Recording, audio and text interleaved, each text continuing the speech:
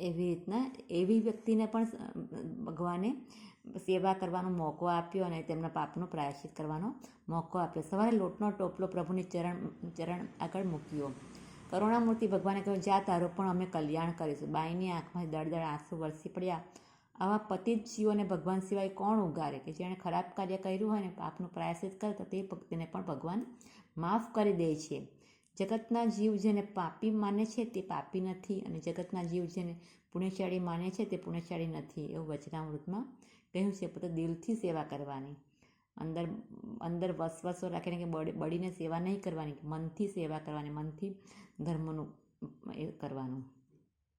એ જ રીતે દભાણના યજ્ઞમાં સેંકડો ખૂન કરનારો ગાયકવાડ સરકારની પોલીસને થાપ આપીને કાયમ નાસ્તો ફરતો ખૂંખાર લૂંટારો જોબન પગીને પણ હાથમાં હથિયારને બદલે માળા પકડાવી. સહજાનંદ સ્વામી અધમ ઉદ્ધારક કહેવાય, કે જે એકદમ લૂંટારો હતો, એ લોકોને મારતો, ખૂન ખરાબા કરતો, તેને પણ ભગવાને એવું ચમત્કાર કરી દીધું કે તે હાથમાં તલવાર પકડતો હતો અને મારામારી કરતો, તેને હાથમાં માળા પકડાવી દીધી અને ભગવાનનું નામ લેતો કરી નાખ્યો. આવા તો અનેક પરિવર્તનો સાહિત્યમાં નોંધાયા હતા. કાઠિયાવાડમાં એક વખતે દુષ્કાળ પડેલો. ત્યાં લોયા ગામના પતિ પત્ની દુષ્કાળમાંથી ઉગારવા આજીવિકા માટે સુરત જતા હતા. માર્ગમાં સોનાનો દાગીનો પડેલો. દાગીના ઉપર પતિએ પગથી ધૂળ વાળી દીધી.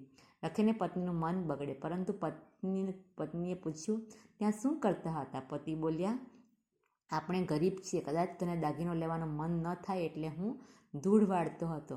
તો પત્ની તો એના કરતાં પણ સવાઈ નીકળી. તે કહે છે પતિને કે પતિદેવ, તમને એમાં સોનાનો દાગીનો દેખાયો હશે, પણ મારે મન તો પરધન ધૂળ બરાબર છે.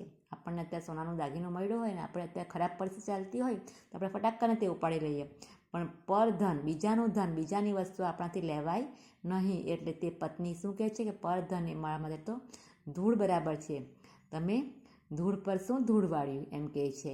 અને પતિને થયું કે કદાચ મારી સ્ત્રીનું મન લલચાઈ જાય, કારણ કે સ્ત્રીઓને દાગીના બહુ પસંદ હોય, કદાચ મારી સ્ત્રીને લલચાઈ જાય અને તે કદાચ લઈ તો અમારું પુણ્ય વેડફાઈ જાય, એમ કરીને એણે ધૂળ વાળી દીધી. પણ પેલી શું કહે છે કે તમે ધૂળ પર શું ધૂળ વાળી, એનું વિચાર શક્તિ જુઓ તો જુઓ તમે. એવામાં દાગીનો શોધવા નીકળેલા ઘોડેસવાર આવ્યા. આ ગરીબ દંપતીએ દાગીનાની જગ્યા બતાવી. ત્યારે ઘોડેસવારને આશ્ચર્ય થયું કે તમે આવા ગરીબ છો તો દાગીનાનો લઈ ન લીધા, આવા સંસ્કાર તમને ક્યાંથી મળ્યા, એમ પૂછે છે તે. ઘોડેસવાર બંને જણ બોલ્યા. સહજાનંદ સ્વામી પાસેથી ઘોડેશ્વર અવાક થઈ ગયો. સહજાનંદ સ્વામી અને તેમના સંતોએ સમાજને કેટલો ઉન્નત અને ઉજ્જવળ બનાવેલો એનો આ દાખલો છે, કે તેમણે કીધું કે કોઈનું વસ્તુ લેવું નહીં, કોઈ ચોરી કરવી નહીં, એવું શીખવાડ્યું હતું એમણે.